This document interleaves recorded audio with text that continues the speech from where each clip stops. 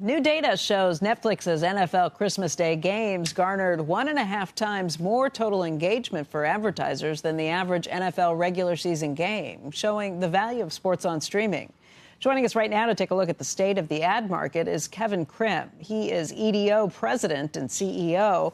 And Kevin, let's talk this through, because I think this was the most viewer-heavy situation that Netflix has ever seen, but it was fewer people than had watched the NFL on broadcast last Christmas.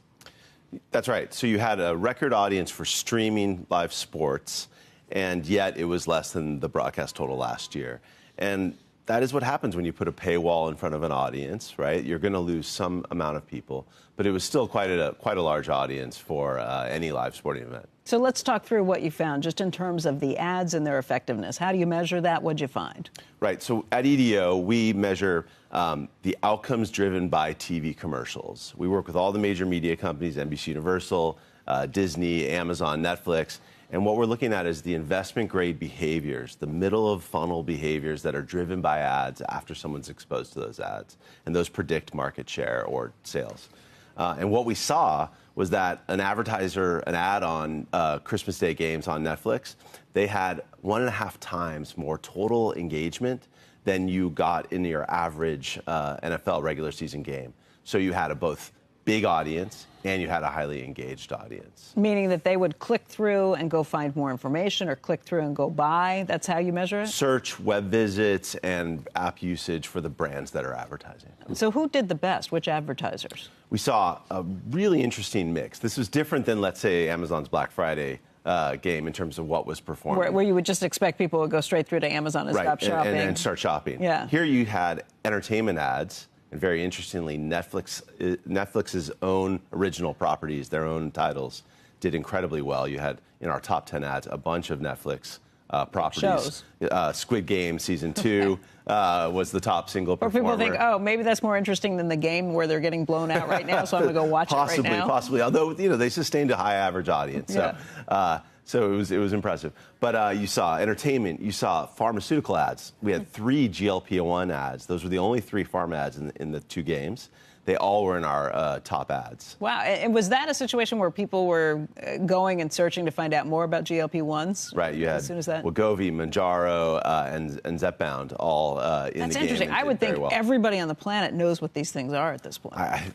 And yet you see high engagement. And I think it's learning more. It's wanting to know what are the details, and is this right for me or my family member? Do you know which advertisers performed less well, relatively speaking, to the ones that really outperformed? I actually didn't look at the bottom end of the list ahead of this as much as I looked at the top end. But, you're always going to see an interesting mix, and a lot of it has to do with the creative ideas that are being executed in those 30 or 15-second spots.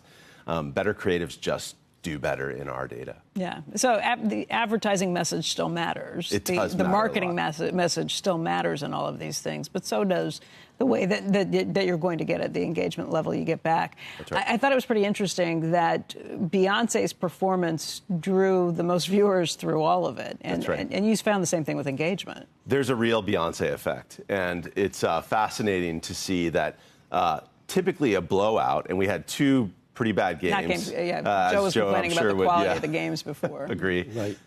Blowouts tend to hurt both the audience numbers and the engagement with the ads, in what we've seen. And yet, the second game, which was the bigger blowout, which is when you had Beyonce do her halftime show, that had higher numbers in our data. So you had a real Beyonce effect where she attracted more people than the games themselves, and she had a halo effect around the engagement with the ads in that second game. So how do you see this playing out? Just as somebody who has watched this development over time, as somebody who used to work in old media, who's now really focused on the new stuff and the streaming things that come through, what's your prediction? What we're seeing now is a sustained trend. You're going to see more and more live sports, other big events, other big properties be streaming exclusives. Take Peacock, which doesn't get, I think, enough credit for its pioneering work in live streaming games. It had exclusives from the Premier League years and years ago. And now it had a week 1 NFL game, very first game, second game of the season in Brazil. That game did 78% better in terms of engaging on a per-person basis with the ads in that game. Last year's Peacock wildcard playoff game for the NFL had 97% higher engagement.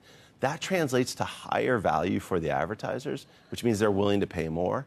So you're going to see a positive feedback loop, positive if you're a media company or the NFL, maybe not as positive for the consumer who wants a free game to watch, but you're going to see this positive feedback loop that says more money is going to go to live streaming exclusively. And the leagues will go along with that because they'll be paid more as a result? Yes. Yeah. I think there's a trade-off that they have to be careful about, which is making sure that the audience, the fans, still can get to the programs that they want to see. But so far, so good.